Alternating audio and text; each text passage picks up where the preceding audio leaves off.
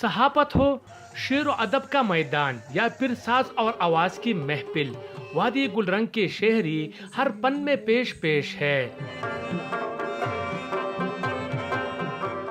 Malakand division میں مختلف شعبوں میں کام کرنے والے نوجوانوں کی حوصلہ افزائی کے لیے تقریب سجی، جس میں فن کے قدردانوں میں انعامات تقسیم کیے گئے۔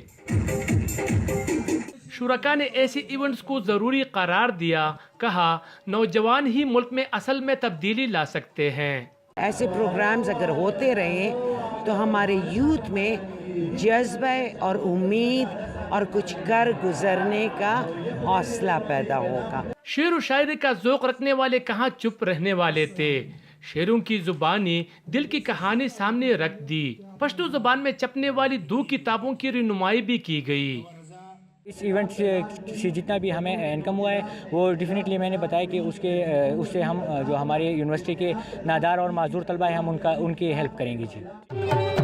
طبلے پر تاب پڑی، ہارمونیم نے دھنیں بکھیری اور معروف گلوکارہ کی لوچدار آواز اٹھی۔ تقریب اور بھی جاندار ہو گئی، منچلے ردم میں آئے تو جھوم اٹھے۔ ایوارڈ کی اس تقریب سے نوجوانوں کی کافی حوصلہ افزائی ہوئی۔ شیرین زادہ، ہم نیوز، مالاکنڈ۔